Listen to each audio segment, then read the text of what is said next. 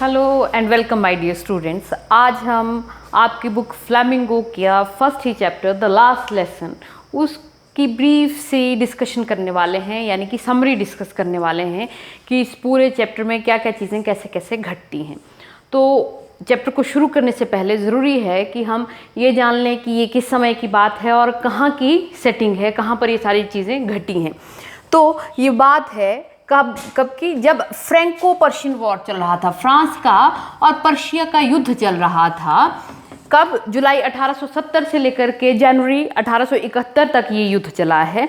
और पर्शिया जो अब एग्जिस्टेंस में नहीं है, पर्शिया एक अमलगमेट जैसा था, मिश्रण जैसा था, जिसमें बेल्जियम के भी कुछ पार्ट थे, डेनमार्क के कुछ पार्ट थे, जर्मनी मुख्य तौर पर था, नीदरलैंड के कुछ हिस्से थे, पोलैंड के कुछ हिस्से थे और स्विट्ज़रलैंड का भी कुछ हिस्सा था। तो वो एक बड़ा सा देश था, वो था पर्शिया।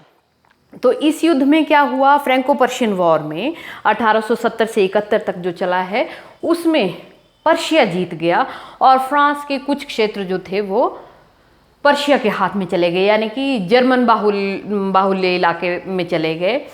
और उससे क्या क्या चेंजेस आई, तो वो एक स्कूल के जीवन पर, तो मतलब आम लोगों के जीवन पर तो असर हुआ ही, लेकिन शिक्षा के ऊपर भी उस चीज़ का असर देखने को मिला है। उन जगहों पर जहाँ पर पहले फ्रांस पहले जो वो जगह जो पहले फ्रांस के बाउंड्री में आती थी, सीमा में आती थी, अब वो किसके हिस्से में चली गई हैं? पर्शिया ने उसको जीत लिया है।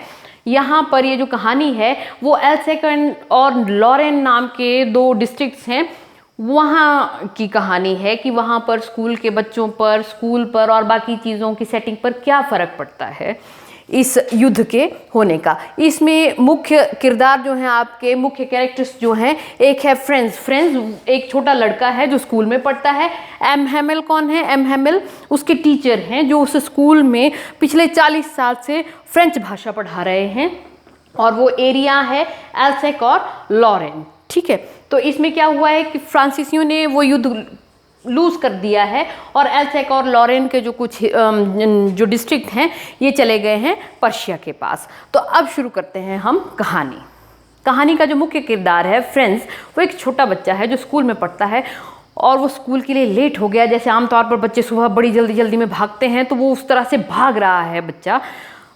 एक बात कि वो लेट है, दूसरी बात क्या कि एम हैमिल उसको रूल्स ऑफ पार्टिसिपल पर क्वेश्चंस पूछने वाले हैं उनकी क्लास को, और पार्टिसिपल के बारे में कुछ भी फ्रेंड्स को पता नहीं है।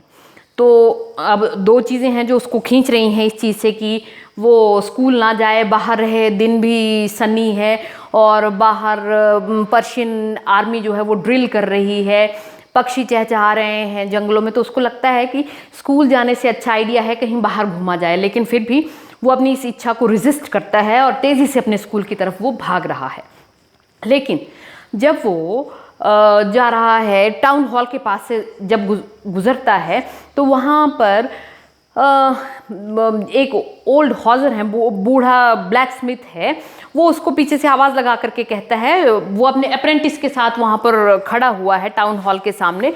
टाउन हॉल की क्या ख़ास बात है कि टाउन हॉल के बाहर एक बोर्ड है जिसको बुलेटिन बोर्ड कहते हैं।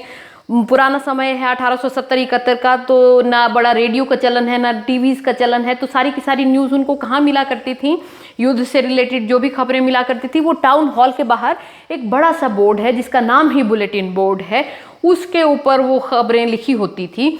तो वहाँ पर बड़े सारे लोग आज इकट्ठा हैं और वॉचर उसको पीछे से आवाज़ लगा के कहता है, वो जो लोहार है वो कहते लिटिल फ्रेंड्स धीरे जाओ, अभी बहुत टाइम है तुम्हारे स्कूल पहुंचने के लिए। फ्रेंड्स को बात समझ नहीं आती कि ये बड़ी अजीब बात है, मैं लेट हूँ और ये लोहार मुझे कह रहा है कि नहीं तुम मज़े से जाओ, अभी बहुत टाइम है। अच्छा, पहली अजीब चीज़ ये होती है। दूसरी चीज़, जैसे ही वो स्कूल में एंटर करता है तो स्कूल का माहौल, आप सब बच्चों को पता है कि स्कूल लगने से पहले या क्लास जब छूटती है, नई क्लास लगने वाली होती है, तो खूब शोर मचता है, बच्चे इधर उधर जाते हैं, डेस्क के खुलने बंद होने की आवाज़ें आती हैं। लेकिन उस दिन ऐसा कुछ भी नहीं है। फ्रेंड्स जैसे एंटर करता है बिल्कुल सन्नाटा है, बिल्कुल शांति है, बिल्कुल वैसे ही जैसे संडेज़ के दिनों को स्कूल में शांति और सन्नाटा हुआ करता था। उसने सोचा था, बीच में शब्द आया है यहाँ पर एक, कोमोशन। कि वो कमोशन पर उसने वो टिका हुआ था कि वो जो हलचल है वहाँ पर, उस हलचल के बीच में वो चुपचाप जाकर के घुस जाएगा और टीचर भी उसको नोटिस नहीं कर पाएंगे कि क्या ये लेट आया है, क्यों लेट आया है, कोई नहीं उसको पूछेगा। लेकिन वहाँ तो उल्टा है, बिल्कुल शांति है। फिर वो धीरे से दरवाज़ा खोलता है, एंटर करता है और सामने एम हैमिल जो उसके टीचर हैं, ऐसे बहुत स्ट्रिक्ट टीचर हैं। दूसरी अजीब बात क्या होती है कि एम हैमिल उसको गुस्सा नहीं करते हैं लेट आने के लिए, वो उसको कहते हैं कि अच्छा किया लिटिल फ्रेंड्स तुम आ गए, हम तो तुम्हारे बिना ही लेसन शुरू करने वाले थे। उसे बड़ी हैरानी होती है कि एम हैमिल ने भी उसको स्कॉल्ड नहीं किया है, डांटा नहीं है। जब वो अच्छे से सेटल हो जाता है, बैठ जाता है अपने बेंच पर, तो वो एक और अजीब चीज़ नोटिस करता है। इन चीज़ों से रिलेटेड नया शब्द है यहाँ पर, आपको बड़ी क्वेश्चन भी आता है ये पेपर में, या क्वेश्चन है आपका कि what unusual things did friends notice in the school that day. तो ये नया शब्द है। वहाँ पर क्या अनयूजुअल चीज़ तीसरी देखता है वो अनयूजुअल चीज़ क्या है कि गाँव के जो बड़े लोग हैं, बड़े बूढ़े लोग हैं, वो भी लास्ट बेंच पर बैठे हैं। अब गांव के बड़े लोग स्कूल में क्या कर रहे हैं? जब सब बैठ गए हैं तो एम हैमिल बोलना शुरू करते हैं। एम हैमिल कहते हैं कि this is my last French lesson, ये मेरा आखिरी फ्रांसीसी भाषा का फ्रेंच। इसमें भी आप लोग गड़बड़ करते हैं, फ्रेंच और फ्रेंच में आप कंफ्यूज होते हैं। फ्रेंच कैरेक्टर का नाम है फ्रेंच और भाषा का नाम है फ्रेंच। कहते बर्लिन से ऑर्डर आ चुके हैं, आपको अब एल्सेक और लॉरेन में फ्रेंच भाषा नहीं पढ़ाई जाएगी, आपको जर्मन भाषा पढ़ाई जाएगी।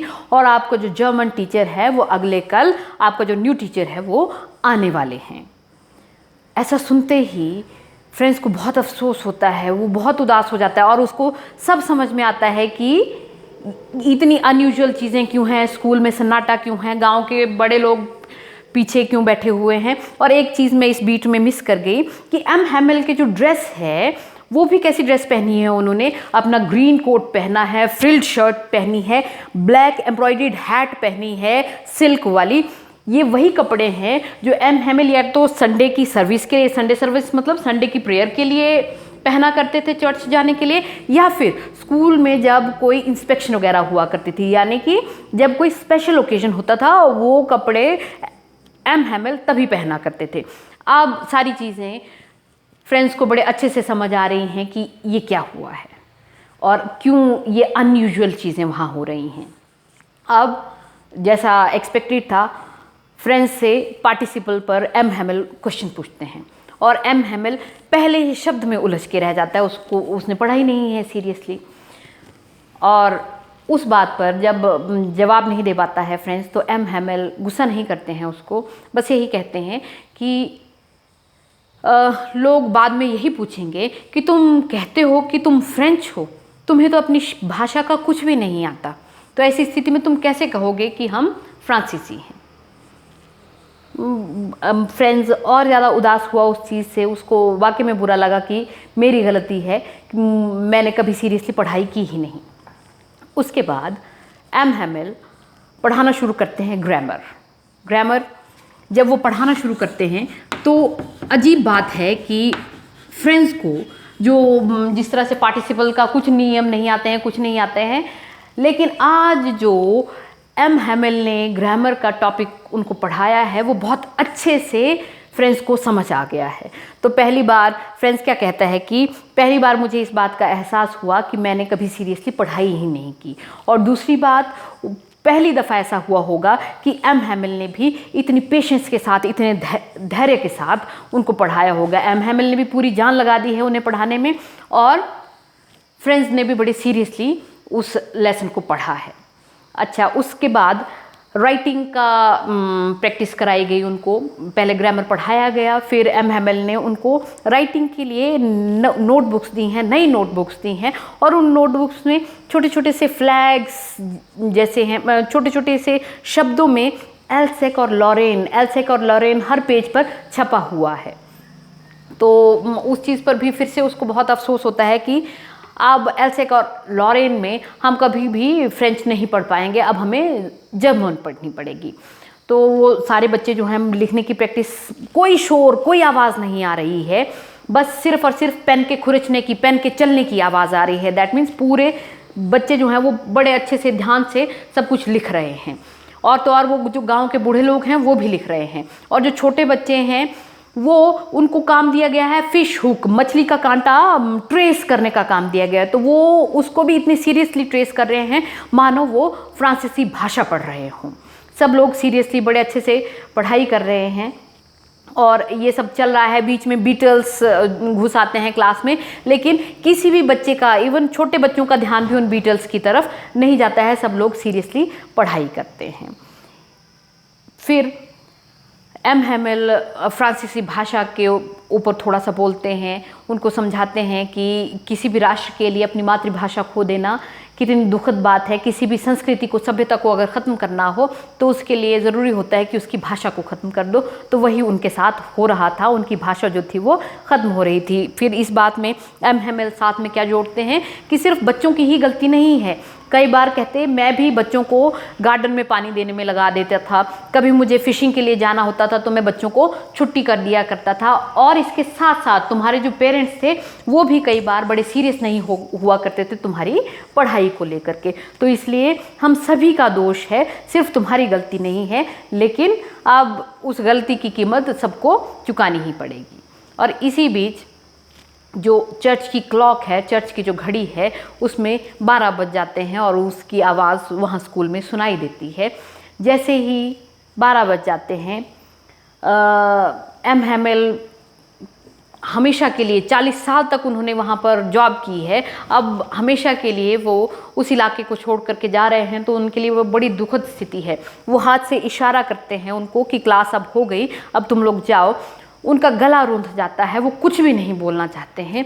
और क्या करते हैं, ब्लैक बोर्ड की तरफ घूमते हैं और उस पर लिखते हैं फ्रांसीसी भाषा में, लॉन्ग लिव फ्रांस, फ्रांस सदैव जीवित रहे, लॉन्ग लिव फ्रांस। और इसी के साथ वो चैप्टर जो है वो यहीं पर ख़त्म हो जाता है। आज के लिए इतना ही। Thank you very much. इस चैप्टर की कंप्लीट एक्सप्लेनेशन और एक्सरसाइज का लिंक भी मैं आपको डिस्क्रिप्शन बॉक्स में दिए दे रही हूँ। अगर आपको कंप्लीट एक्सप्लेनेशन देखनी हो तो वो लिंक्स से देख लें आप।